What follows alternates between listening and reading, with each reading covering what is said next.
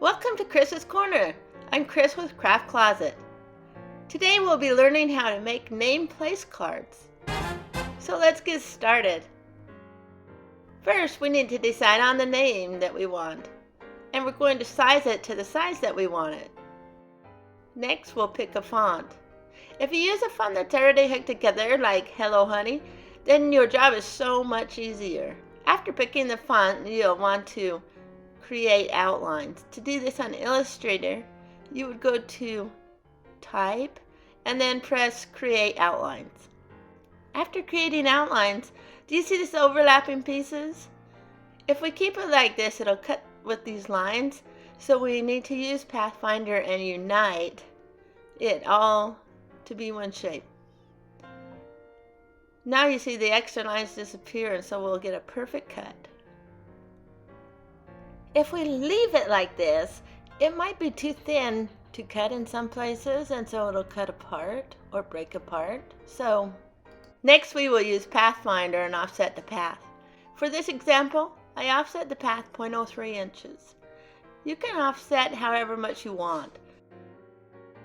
Normally you would need to unite these together by using Pathfinder and unite again, but you can also just take the thinner one out and delete it.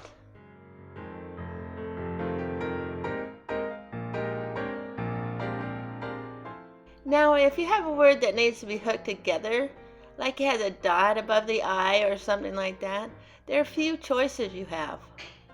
So just start out by ungrouping the word, and then you can either delete the dot and just have the word without the dot. But what I usually like to do is make the dot a little bit bigger by offsetting the path of the dot, just the dot by itself this time. Then I move the dot off center and hook it to the side of the I, and then use Pathfinder and unite it together to make it into one word. This way, it keeps its dot, and you don't have to worry about losing it when cutting. Alright, back to our original word. Let's see what thankful looks like in different fonts. If we do a font like Impact, it is bold, but when you cut it, of course, isn't hooked together for a nameplate. So you could either make a rectangle and hook all of these letters onto the rectangle, or you could hook them together before cutting. And to do this, again, you just move them together and choose Pathfinder and unite to make it one word. Let's do that here. Let's try some other fonts.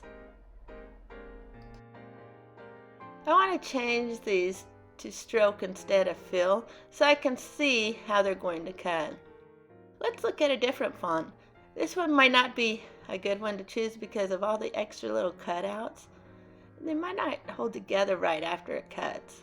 This one's really thin and the T isn't attached, so that's a problem, but let's give it a try anyways. And this one's really thin. It might break apart while being cut. But for this example, we want to try different things. Alright, let's cut these out.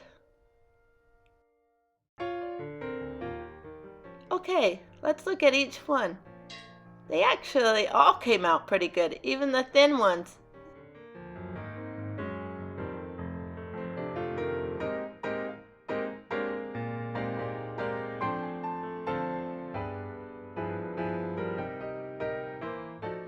And that's all there is to it.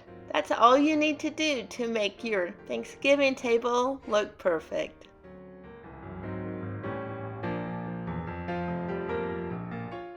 Thanks for watching. Make sure you like, subscribe, and ring the bell so that you'll be notified of the next Kris's Corner.